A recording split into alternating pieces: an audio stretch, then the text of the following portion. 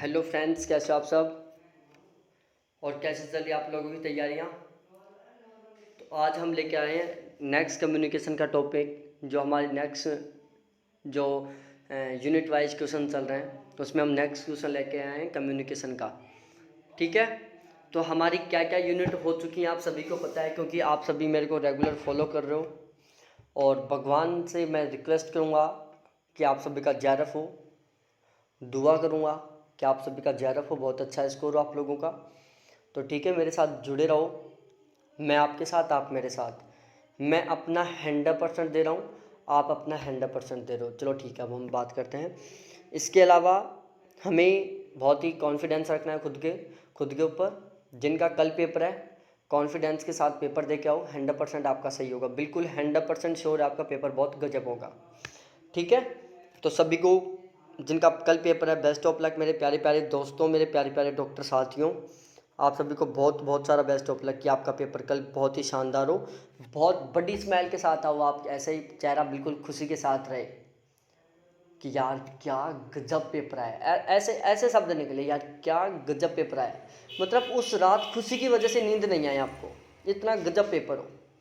ये तो मैंने रियलाइज़ किया है कि खुशी जब ज़्यादा होती है तो नींद नहीं आती, और जब दुख ज़्यादा होता है तो भी नींद नहीं आती। ठीक है, आपको भी पता है, मेरे को पता है। ठीक है, तो हम अब अपना क्लास कंटिन्यू करते हैं। जो चैनल पर नए हैं वो चैनल को सब्सक्राइब कर लो, वीडियो को लाइक करो, शेयर करो, और ज़बरदस्त तरीके से आप मेरा साथ दो, मैं आपका साथ देता हूँ। ठीक है, ये लेक्चर आज का मेरा। ठीक है, अब हम क्लास कंटिन्यू करते हैं। संप्रेषण में संज्ञानात्मक क्षेत्र में निम्नलिखित में से किससे संबंधित मामले शामिल हैं। बिल्कुल सिंपल सी बात है, बात संज्ञानात्मक की हुई है मतलब ज्ञान से रिलेटेड होगा। ठीक है, तो यहाँ पर तो कुछ याद करने का था ही नहीं, संज्ञानात्मक का मतलब होता है ज्ञान। ठीक है, संप्रेषण में संज्ञानात्मक क्षेत्र में ज्ञान संबंधित मामले शामिल हैं, जबकि संवेग, भ्रांति और पलायनवाद से संबंधित मामले शामिल नहीं होते। ठीक है, संज्ञानात्मक में ज्ञान की बात हो रही है, बिल्कुल सही है। अगला क्वेश्चन भाई, किसी कक्षा में विद्यार्थी को एक प्रभावी श्रोता होना चाहिए, उसे ध्यान रखना चाहिए अध्यापक के शकल का, साथियों का, अकादमिक पाठ का, संप्रेषण विकर्षणों का। बताओ, किसी कक्षा में विद्यार्थियों को एक प्रभावी श्रोता होना चाहिए, उसे ध्यान रखना चाहिए। इतना शानदार क्वेश्चन है, इतना गजब क्वेश्चन। ठीक है, तो यहाँ पर सही आंसर क्या होगा आप खुद एनालिसिस करो। ये आपके पास टोटल 4 कुट हैं। ठीक है, मैं कुटों को थोड़ा मिनिमाइज कर देता हूँ, लो भाई आपकी सुविधा के लिए। अब तो आंसर सही देना भाई लोग, अब तो आंसर सही देना इसका। ठीक है, मैं बता देता हूँ भाई। यहाँ पर आंसर होगा ऑप्शन डी। ऑप्शन डी के अकॉर्डिंग सी और डी होगा यहाँ पर। ठीक है, देखो, प्रभावी श्रोता होना, विद्यार्थी को प्रभावी श्रोता होना चाहिए, उसे ध्यान रखना चाहिए अकादमिक पाठ का, संप्रेषण विकर्षणों का, साथियों का नहीं, अध्यापक की शक्ल का नहीं। मेरी शक्ल कैसी है, कितना सुंदर हूँ, इससे आपके पढ़ाई पर कोई फर्क नहीं पड़ने वाला। आपके फ्रेंड्स कैसे हैं इसका भी पढ़ाई पर ज़्यादा फर्क नहीं पड़ता। ज़्यादा फर्क पड़ता है अकादमिक पार्ट का, एकेडमिक चैप्टर का, इसके अलावा संप्रेषण विकर्षणों का। ठीक है, ये सारी बातें हमें ध्यान में रखनी। ये वो क्वेश्चन है जो कभी भी आपके गलत नहीं होने चाहिए। देखो, ये वो क्वेश्चन है जो आपका सिलेक्शन नहीं दिलाएंगे। अभी अभी जो क्वेश्चन था ये वो क्वेश्चन था जो आपको सिलेक्शन नहीं दिलाएगा, लेकिन यदि ये गलत हो जाएगा तो आपका सिलेक्शन कभी होगा भी नहीं, ये ध्यान रखना। ये ऐसा क्वेश्चन था जो आपको सही हो जाएगा तो कभी भी सिलेक्शन नहीं दिलाएगा, और यदि आपका गलत हो गया, ये क्वेश्चन गलत हो गया ना आपका, आप समझो आपका सिलेक्शन रुक गया। इतनी पावर इस क्वेश्चन में, क्योंकि ये वो क्वेश्चन है जो सभी का सही होगा। ठीक है, ये क्वेश्चन बताओ भाई, क्वेश्चन नंबर 18, वह प्रत्यक्ष जिसके द्वारा हम किसी वस्तु का ज्ञान किसी विधेय की विशेषता द्वारा नहीं होता बल्कि कतिपय असंबंधित अवयवों के बोध से होता है कहलाती है। और प्लीज़ सभी के सभी एक बार चैनल को सब्सक्राइब कर लो। जो भी चैनल पर नए हैं सभी से रिक्वेस्ट है कि एक बार सभी के सभी चैनल को सब्सक्राइब कर लो। ठीक है, जो भी नया है चैनल पर सभी से रिक्वेस्ट है कि चैनल को एक बार ज़रूर सब्सक्राइब कर लो, वीडियो को लाइक कर दो, ढेर सारे कमेंट करो। ठीक है, ये सारी बातें आपको ध्यान में रखनी है। नियत प्रत्यक्ष, अनियत प्रत्यक्ष, वाचिक प्रत्यक्ष, निहितार्थ प्रत्यक्ष। तो यहाँ पर से क्या आंसर होगा भाई लोगों, अनियत प्रत्यक्ष। क्या होगा, अनियत प्रत्यक्ष।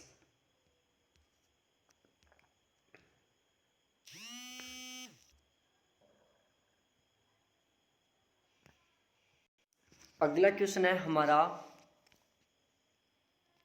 आम संप्रेषण और कक्षा में होने वाले संप्रेषण में सूचना एवं विषय वस्तु के प्रकरण प्रक्रिया को कहा जाता है। औचित्य स्थापन, गेट कीपिंग, विषय सामग्री सुधार, वन वे फ्लो। बताओ भाई, बहुत गजब का क्वेश्चन है। चैनल को सब्सक्राइब कर दो भाई, जो भी नए हैं। वीडियो को लाइक कर दो, फ्रेंड के साथ शेयर कर दो। बार बार बोलता रहूँगा क्योंकि ये मेरा अधिकार है। जब तक आप चैनल को सब्सक्राइब नहीं बढ़वाओगे, लाइक नहीं करोगे, शेयर नहीं करोगे। तो यहाँ पर ऑप्शन बी बिल्कुल सही होगा, गेट कीपिंग। क्या होगा, गेट कीपिंग, बिल्कुल सही आंसर होगा यहाँ पर। मैं बता देता हूँ गेट कीपिंग में क्या होता है। देखो थोड़ा सा ध्यान से पढ़ लो। आम संप्रेषण और कक्षा में होने वाले संप्रेषण में सूचना एवं विषय वस्तु के प्रक्रमण प्रक्रिया को गेट कीपिंग कहा जाता है। आम संप्रेषण और कक्षा में होने वाले संप्रेषण में सूचना एवं विषय वस्तु के प्रक्रमण प्रक्रिया को गेट कीपिंग कहा जाता है। यह विचार पहली बार कट लेविन द्वारा प्रस्तुत किया गया था। ठीक है, गेट कीपिंग का विचार सबसे पहले किसने दिया, कट लेविन ने दिया, जो एक जर्मन मनोवैज्ञानिक सामाजिक मनोविज्ञान के में अग्रणी थे। ठीक है, जो कट लेविन थे वो जर्मन मनोविज्ञान और सामाजिक मनोविज्ञान में अग्रणी थे। गेट कीपर तय करता है कि समूह या व्यक्तियों से आगे कौन सी जानकारी उन्हें ले जानी चाहिए या कौन सी जानकारी नहीं होनी चाहिए। ठीक है, जो गेट कीपर होता है ना, वही तय करता है कि भाई समूह या व्यक्तियों से आगे कौन सी जानकारी उन्हें ले जानी चाहिए, कौन सी जानकारी नहीं होनी चाहिए। ठीक है, अगले क्वेश्चन पर चलते हैं। शानदार क्वेश्चन है भाई। हम संदेशों को ध्यानपूर्वक सुनते हैं और अनुकूल ढंग से उनकी व्याख्या करते हैं, जिससे हमारी सौ छवि निखरती है तथा संदेशों को अस्वीकार करते हैं या उनकी गलत व्याख्या करते हैं। यह कहलाता है संप्रेषण चयनात्मकता, परिवर्तन प्रतिरोध, छवि युक्तिकरण, संप्रेषण विरूपण। बताओ इस क्वेश्चन का सही आंसर दो भाई।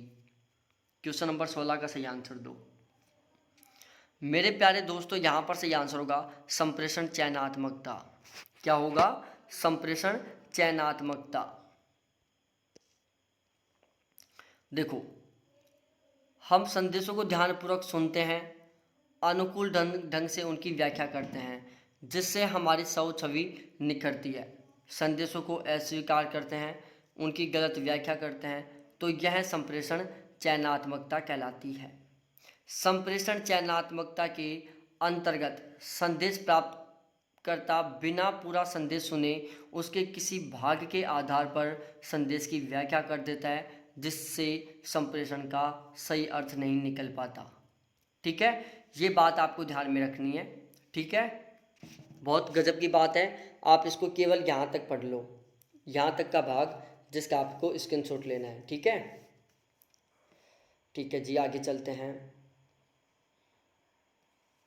निम्नलिखित में से कौन सी अंतर व्यक्तिक संप्रेषण की एक विशेषता है।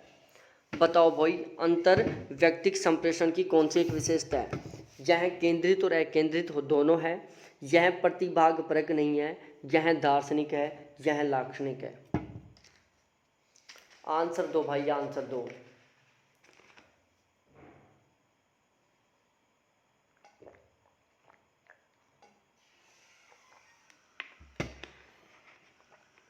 आंसर दो, हर किसी को आंसर देना है। बहुत शानदार सा क्वेश्चन है ये।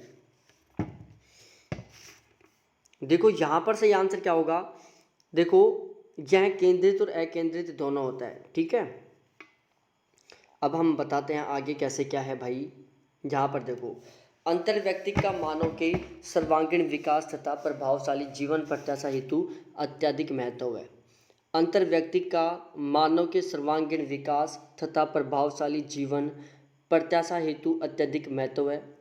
अंतर्व्यक्तिक संप्रेषण का संबंध माता पिता, बालक, मित्रों, सहकर्मियों के मध्य आदान प्रदान से होता है। अंतर व्यक्तिक संप्रेषण की एक प्रमुख विशेषता यह है कि यह केंद्रित और अकेंद्रित दोनों तरह से हो सकता है। ठीक है, अंतर संप्रेषण या तो केंद्रित भी हो सकता है, जैसे किसी एक स्पेशल टॉपिक पर फोकस करके भी हो सकता है, और जो व्यक्तिक संप्रेषण होता है वो अकेंद्रित भी हो सकता है। अकेंद्रित का मतलब होता है किसी एक स्पेशल टॉपिक पर फोकस किए बिना। ठीक है, ये सारी बातें हमें ध्यान में रखनी है। अगला क्वेश्चन है भाई लोगों, मीडिया द्वारा यह सुनिश्चित करने के लिए धोरी पर रहना कि दर्शकगण किसको पसंद करते हैं, यह किसका सूचक है। मीडिया द्वारा यह सुनिश्चित करने के लिए धैर्य पर रहना कि दर्शकगण किसको पसंद करते हैं, यह किसका सूचक है। मीडिया के कार्यक्रमों में दर्शकों का मत, मीडिया के समाज पर नियंत्रण, मीडिया द्वारा प्राप्त प्रतिपुष्टि जिसको फीडबैक बोलते हैं, और संस्कृति से सृजन में मीडिया की भूमिका। बताओ भाई आंसर क्या होगा। बहुत शानदार, बहुत गजब, बहुत सुनहरा क्वेश्चन है ये। मेरे को हर किसी से आंसर चाहिए इस क्वेश्चन का भाई। तो मेरे प्यारे प्यारे साथियों, यहाँ पर सही आंसर होगा मीडिया की समाज पर नियंत्रण। ठीक है, हम थोड़ा सा आगे पढ़ते हैं। मीडिया द्वारा यह सुनिश्चित करने के लिए धैर्य पर रहना कि दर्शकगण किसको पसंद करते हैं। ठीक है, यह मीडिया का समाज पर नियंत्रण का सूचक है। मीडिया हमारे लोकतंत्र का चतुर्थ आधार स्तंभ है। ठीक है, सारी बातें ध्यान में रखो भाई। एक ग्राहक बैंक को लिखता है, कृपया विगत 3 माह के दौरान मेरे बचत बैंक खाता ए में मेरे लेन देन की एक विवरणी भेजें। संप्रेषण के संदर्भ में इसको क्या कहा जाएगा। आगत कहा जाएगा, संदेश कहा जाएगा, निर्गत कहा जाएगा, या प्रतिपुष्टि कहा जाएगा। बताओ भाई क्या होगा यहाँ पर आंसर। बताओ भाई इसका आंसर क्या होगा। हर किसी को सही आंसर देना है यहाँ पर। तो देखो, संप्रेषण के संदर्भ में इसको क्या कहा जाएगा मैं बता देता हूँ। तो देखो, इसको संदेश कहा जाएगा। एक ग्राहक बैंक को लिखता है कि भाई तुम पिछले 3 महीने का मेरा वो दे दो, क्या दे दो, विवरण दे दो कि मैंने कितना लेन देन किया है। तो ये क्या है, ये एक संदेश है। प्रतिपुष्टि क्या है, प्रतिपुष्टि तब होगी जब वो लोग हमें फीडबैक देंगे, जब वो हमें लिख के भेज देंगे, एक स्लिप दे देंगे कि ये लो भाई आपका पिछले 3 महीनों का विवरण, कि आपने कहाँ कहाँ कितनी कितनी लेन देन किया है। तो वो क्या होगा, फीडबैक होगा।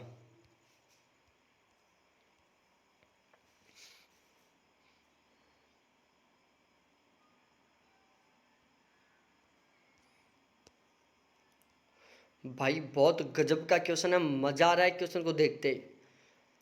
और चैनल को सब्सक्राइब कर दो भाई। चैनल पर नए हो तो वीडियो को लाइक कर दो भाई। चैनल पर नए हो तो वीडियो को शेयर कर दो भाई। चैनल पर नए हो तो ध्यान रखना भाई, शब्द मैं यहाँ पर मेल और फीमेल दोनों के लिए यूज कर रहा हूँ। ठीक है, ओनली फॉर मेल कैंडिडेट्स के लिए। और ठीक है, और मेरे प्यारे डॉक्टर साथियों, क्या मेरे प्यारे डॉक्टर साथियों, श्रव्य संचार के माध्यम, प्रसारण संप्रेषण, श्रव्य, विज्ञापन, इंटरनेट, समाचार पत्र, बैंडविड्थ, रेखीय संप्रेषण, अवैयक्तिक संप्रेषण, आवर्ती स्वर सामंजस्य। Option A, option B, option C, option D. Answer दो भाई लोगों, आंसर दो। सही आंसर क्या होगा, मिलान कर दो भाई। इस क्वेश्चन में एक थोड़ा सा इतना गजब लिंक है, यदि उस गजब लिंक को पकड़ जाओगे, इस क्वेश्चन को 100% सही करोगे। और उस लिंक को आप तब पकड़ोगे जब आप ना खोपड़ा लगाओगे। ये डिपेंड नहीं करता कि आपका पढ़ा हुआ या नहीं पढ़ा हुआ, केवल डिपेंड करता है कि आप अपना वो खोपड़ा लगा रहे हो या नहीं लगा रहे हो। जैसे ही अपना वो खोपड़ा लगाओगे, ये क्वेश्चन आप सही कर जाओगे। ठीक है भाई, मैं इस खोपड़े की बात कर रहा था भाई। बैंडविड्थ, इंटरनेट में हम बैंडविड्थ का प्रयोग करते हैं। ठीक है जी, इंटरनेट में बैंडविड्थ का प्रयोग करते हैं। लग गया खोपड़ा, केवल एक में मिल रहा है, सी आंसर सही हो गया। थोड़ा सा खोपड़ा लगाया, क्वेश्चन को सही कर दिया। ऐसा ही पेपर में होता है भाई, ऐसा ही पेपर में होता है, क्योंकि पेपर सेट करने वाले मेरे जैसे होते हैं जो सभी की फीलिंग समझते हुए ऐसा खोपड़े वाला दिमाग भी क्वेश्चन भी घूंस देते हैं तो बीच में। श्रव्य, श्रव्य का मतलब क्या होता है? आवर्ती स्वर सामंजस्य। स्वर, विज्ञापन, अवैयक्तिक संप्रेषण। विज्ञापन में क्या होता है? अवैयक्तिक संप्रेषण होता है। आप सभी समझ गए होंगे। पोस्टर लगा देते हैं, सपोज डेट कहीं पर फेयर लवली का पोस्टर लगा हुआ है, उस पोस्टर से हमारी बातचीत भी नहीं होती। उस पोस्टर पर जो लेडीज खड़ी है फेयर लवली को लेकर, उससे भी हमारी बातचीत नहीं होती, लेकिन फिर भी हम समझ जाते हैं कि भाई ये जो पोस्टर है इसमें जो ये फेयर लवली है ये चेहरे की क्लियरिटी के लिए, चेहरे को सुंदर दिखाने के लिए है। यदि हम इसको लगाएंगे तो हम थोड़े थोड़े सुंदर बन जाएंगे, लंबे टाइम के लिए नहीं, केवल थोड़े टाइम के लिए। हमारे क्या हो रहा है? उससे डायरेक्ट कम्युनिकेशन हो रहा है। किसके माध्यम से? विज्ञापन के माध्यम से। कैसा कम्युनिकेशन है? अवैयक्तिक। हमने उसमें बात भी नहीं की, कोई उसमें कैंडिडेट भी नहीं है, लेकिन फिर भी हमें पता चल रहा है। समाचार पत्र, रैखिक संप्रेषण।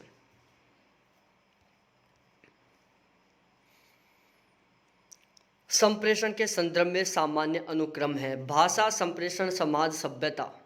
संप्रेषण, समाज, भाषा, सभ्यता। संप्रेषण, भाषा, समाज, सभ्यता। भाषा, समाज, संप्रेषण, सभ्यता। बताओ भाई, संप्रेषण के संदर्भ में सामान्य अनुक्रम है। ध्यान रखना, ये वो क्वेश्चन है जो पेपर में आए हैं। 2019 के पेपर में आए हुए क्वेश्चन है ये सारे कम्युनिकेशन के। अब आप सोच सकते हो क्वेश्चन कितने गजब वाले हैं, यदि थोड़ा थोड़ा दिमाग लगाते हो तो। आप इस क्वेश्चन का आंसर दो भाई।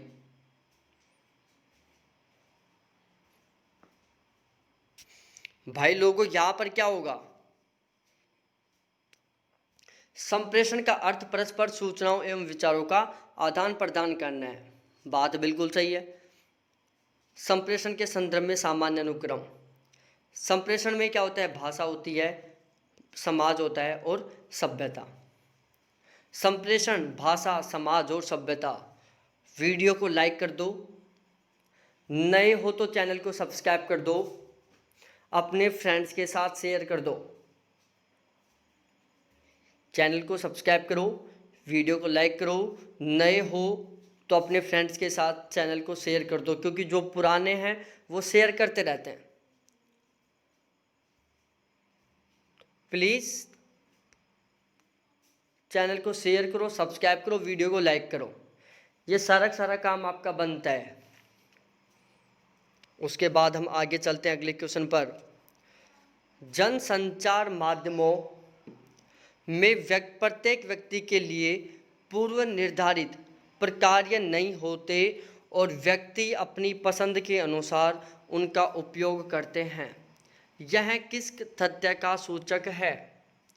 आग्राहक सक्रिय है, विषय वस्तु का कोई महत्व नहीं है, विषय वस्तु में बहुलता का अभाव है, आग्राहक समरूपी है। बताओ भाई, आंसर बताओ। इस क्वेश्चन का सही आंसर क्या होगा? हर कोई सही आंसर दो, मेरे को देना पड़ेगा। थोड़ा सा दिमाग लगाओ, इस क्वेश्चन को भी 100% सही कर दोगे। अपने दिमाग का कुछ परसेंट लगाओ, कुछ परसेंट तो नहीं। देखो, हमारे दिमाग में इतना बड़ा लेवल है। जो आइंस्टीन थे, आपने नाम सुना होगा आइंस्टीन का। माना जाता है कि अब तक उनकी सबसे ज़्यादा IQ लेवल था। IQ लेवल होता है हमारे माइंड का, होता है जिसके द्वारा हमारी माइंड की कैपेसिटी ज्ञात की जाती है कि हमारी माइंड की कैपेसिटी कितनी है याद करने की, उसको IQ लेवल बोलते हैं। तो उनका IQ लेवल था जो 164 के आसपास था, जो अभी तक किसी का नहीं हुआ। तो वो बंदे मैथ के और फिजिक्स के, मैथ के फिजिक्स की वो ऐसी थ्योरम दे के गए, अब तक लोगों ने उनको सिद्ध नहीं कर पाया।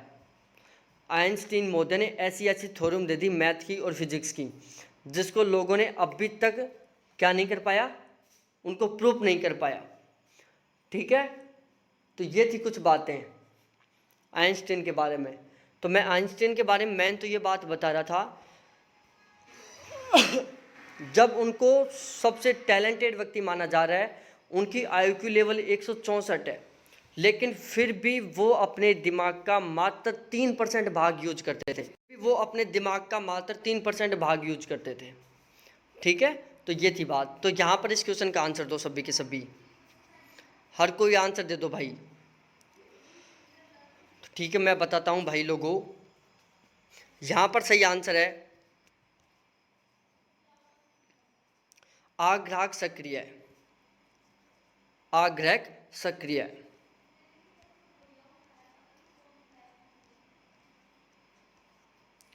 संप्रेषण प्रक्रिया को तब पूर्ण माना जा सकता है जब प्रेषक संदेश को प्रसारित करता है, संदेश माध्यम में प्रवेश करता है, संदेश माध्यम से पृथक करता है होता है और आदाता संदेश का अवबोध करता है।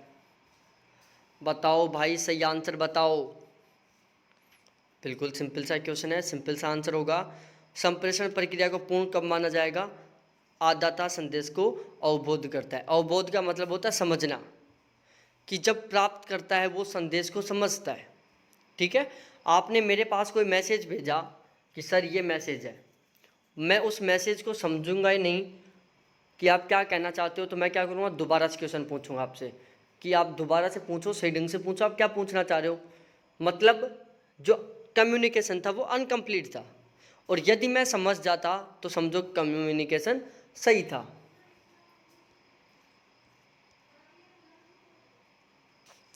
कक्षा शिक्षण के संदर्भ में मुस्कान या भ्रुकुटी तनाव का उपयोग जब अवाचिक संकेत के रूप में किया जाता है तो इससे निम्नलिखित में से कौन सा मूलभूत प्रकार्य संपन्न होता है?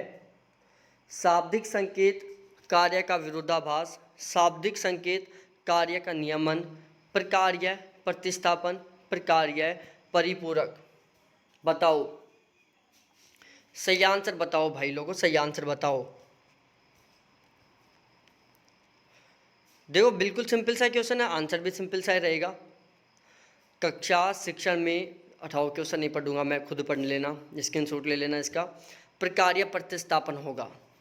ठीक है, और चैनल को शेयर मत करना भूलना भाई, नए हो तो सब्सक्राइब भी कर लो, वीडियो को लाइक कर दो, अपने फ्रेंड्स के साथ शेयर करो। जो समस्या है वो मेरे साथ कमेंट करके बताओ, क्योंकि जब तक आप कमेंट नहीं करोगे तब तक मेरे को नहीं पता चलेगा कि आपको क्या नहीं समझ में आ रहा।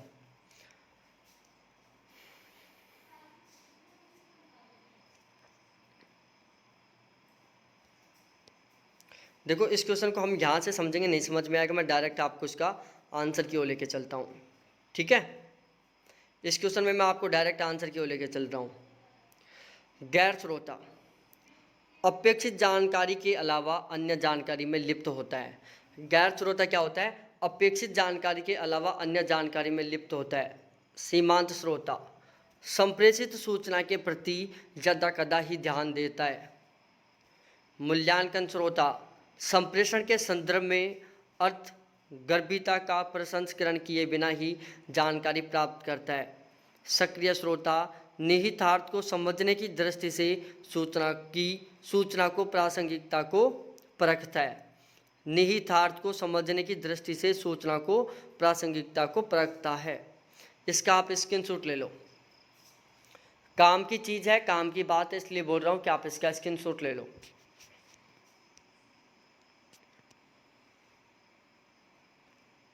अवाचिक संप्रेषण मुख्यतः होता है यांत्रिक होता है, समावयवी होता है, असंरचित होता है या संरचित होता है।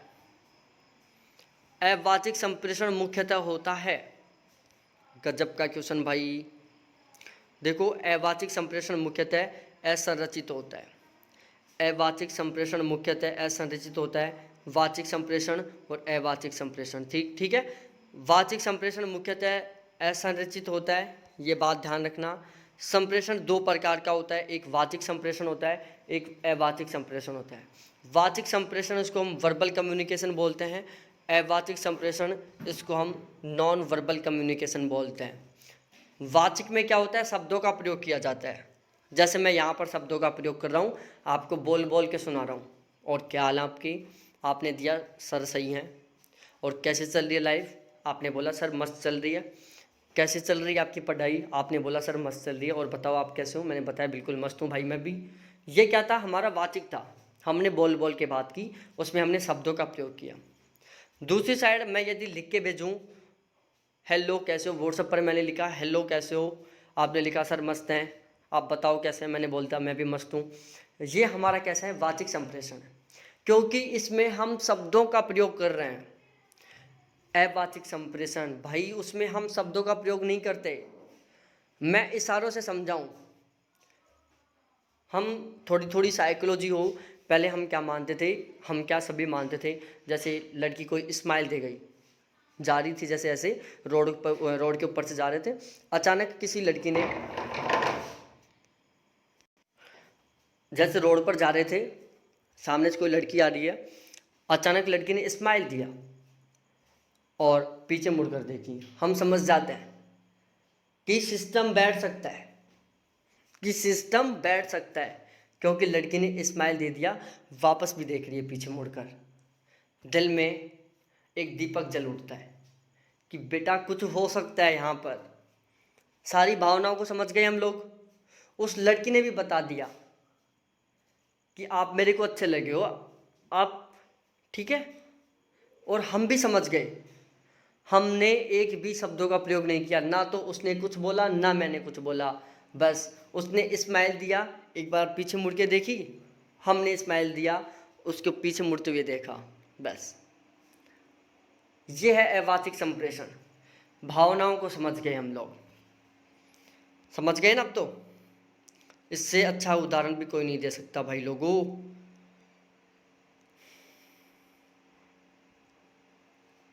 एक अच्छे संप्रेषणकर्ता को निम्नलिखित में से किस सिद्धांत का अनुसरण करना चाहिए? उसे संगठित रहना चाहिए, उसे दृश्य सामग्री के उपयोग से बचना चाहिए, उसे अधिनायकवादी होना चाहिए, उसे माध्यम से सामंजस्य स्थापित करना चाहिए, उसे कथनी और करनी की विधा को वरीयता देनी चाहिए। कहने कथनी करनी है, यहाँ पर कथनी करनी शब्द जोड़ देना यहाँ पर। बताओ भाई यहाँ पर सही आंसर क्या होगा? गजब का क्वेश्चन है भाई, गजब का। अब बताओ यहाँ पर 4 ऑप्शन है। कुछ बोल रहे होंगे सर दिख तो नहीं रहा क्वेश्चन, अब दिख रहा है भाई, आंसर भी दिख गया अब तो आपको। यहाँ देख लें भाई, संप्रेषण अनुभवों के आदान प्रदान की वह प्रक्रिया है जिसमें परिणाम स्वरूप दोनों सहभागियों में परस्पर लाभ के लिए परिवर्तन होता है। एक अच्छे संप्रेषणकर्ता निम्नलिखित सिद्धांतों का अनुसरण करता है। पहला, संगठित होने का सिद्धांत। दूसरा, तत्परता का सिद्धांत। तीसरा, भाषा के उचित उपयोग का सिद्धांत। चौथा, संप्रेषण माध्यम से सामंजस्य स्थापित करने का सिद्धांत। पांचवा, विचारों की सुसंबद्धता तथा भाषा की स्पष्टता का सिद्धांत। छठा, कहानी कहने की विधा की वरीयता देने का सिद्धांत। कथनी करनी है, यहाँ पर भी ध्यान रखना, कथनी करनी। मैंने बोल दिया कि भाई कल मैं 5 क्लास लूँगा, मैंने 5 क्लास ली। मैं बोल दिया कि भाई कल मैं आपको कम्युनिकेशन कंप्लीट करवा दूँगा, मैंने कम्युनिकेशन कंप्लीट करवा दिया। मैं जो कह रहा हूँ वो कर रहा हूँ। क्या है? ये एक बहुत बेस्ट सिद्धांत है, आपको बेनिफिट मिलेगा। और यदि मैं बोलूँ कल मैं 5 क्लास लूँगा और कल एक ही क्लास नहीं लूँ, मैंने बोला कल मैं कम्युनिकेशन को कंप्लीट कराऊँगा, मैंने स्टार्ट नहीं करूँ, तो आप क्या सोचोगे? साला पागल है, हमें पागल बना रहा है। बोलता क्या है, करता क्या है? जो कहता वो कभी करता ही नहीं है, साला पागल है। और यदि मैं जो बोलूँ वो कर दूँ, आप क्या सोचोगे? बेटा टाइम का पाबंद है ये जो कह रहा है वो कर रहा है, ठीक है। तो ये थे हमारे देसी वाले एग्जाम्पल। देखो मेरे अकॉर्डिंग देखा जाए तो हमें इस तरीके से समझना चाहिए। आज का लास्ट क्वेश्चन, निम्नलिखित में से किन तत्वों को कक्षा में अच्छे संप्रेषण के लिए अपनाना चाहिए? मूर्खता, शिष्टाचार, अड़ंगेबाजी, काल्पनिकता, सुसंगति। नीचे दिए गए विकल्पों से उत्तर का चयन करो। भाई लोगों पीडीएफ लेना चाहो तो पीडीएफ भी ले लेना, पीडीएफ मिल जाएंगी मेरे व्हाट्सअप नंबर 78 91 35 04 70। इनके ऊपर मेरे से चैट कर लेना और PDF ले लेना। चैनल पर नए हो तो सब्सक्राइब कर दो, वीडियो को लाइक कर दो, शेयर कर दो। आंसर बता दो, 4 ऑप्शन है। मैं ही बता देता हूँ भाई, यहाँ पर C होगा, यहाँ से बता देता हूँ मैं। अच्छे संप्रेषण के माध्यम से ही एक शिक्षक कक्षा में अनुशासन और शांति व्यवस्था को बनाए रखता है। कुछ टीचर नहीं होते, उनकी बोलने की स्टाइल ऐसी होती है कि यार क्या बोल रहा है टीचर। स्पेशली लड़कों को वो मैडम अच्छी लगती हैं जिनकी बोली प्यारी रहती है। कुछ लड़के होते हैं पूरी क्लास निकल जाती है मैडम की बस बोली को सुनते सुनते, उनके लिपों को हिलते हिलते देखते ही। कुछ लड़कियों का भी ऐसा हाल होता होगा, रियलिटी है। मेरी एक क्लासमेट थी, मीनाक्षी नाम से लड़की थी, एक क्लासमेट मेरी, तो उसका ऐसा ही हाल था। एक इंग्लिश का टीचर था, इंग्लिश लिटरेचर पढ़ाता था वो, और उसका नाम मोहन था। तो वो लड़की मेरी बेस्ट फ्रेंड थी, तो वो मेरे से शेयर करती थी कि सर देख सर कितने मस्त लग रहे हैं, आज सर की हेयर स्टाइल कितनी मस्त लग रही है, ये बोलते हुए कितने स्माइल आए इनके चेहरे पर, कितने मस्त लग रहे हैं बोलते हुए। भाई बहुत जलन होती थी सर में कि यार मेरी फ्रेंड होकर किसी टीचर की बात कर रही है यार। बहुत जलन होता था, बहुत दुख होता था। पर हम भी यार पत्थर रखे हुए बैठे थे दिल पर, कुछ नहीं होने वाला दिल के, तू कुछ ही कर। ठीक है, तो ये होता है। तो जिसका अच्छा कम्युनिकेशन है वो सब कुछ कर सकता है। एक कहावत सुनी होगी आपने कि जो बोलता है उसका तो कोला भी सोने के भाव में बिक जाता है, और जो नहीं बोलता उसका सोना भी धरा रह जाता है। तो भाई ये है कम्युनिकेशन। कई लोग नहीं होते बोल के चूतिया बना के चले जाते हैं, 1000 रुपये का सामान 5000 में बेच के चले जाते हैं केवल बोली के दम पर। मोटिवेशनल स्पीकर क्या होते हैं, वो शब्द बोलते हैं लेकिन हमें मोटिवेट कर देते हैं, दिल से अंदर शेर जगा देते हैं, भाई जग अब कर कुछ। ठीक है, मूर्तता, शिष्टाचार, सुसंगति, सुविचार, सत्यता, वास्तविकता जैसे तत्वों को कक्षा में अच्छे संप्रेषण के लिए अपनाना चाहिए।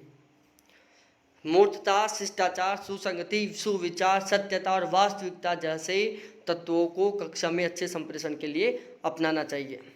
ठीक है, तो ये होती है आज की हमारी क्लास कंप्लीट। कैसी लगी ज़रूर बताना, कैसा हुआ आज का दिन ज़रूर बताना। फ्रेंड को शेयर करना, लाइक करना, सब्सक्राइब करना। थैंक्स देखने के लिए, बाय।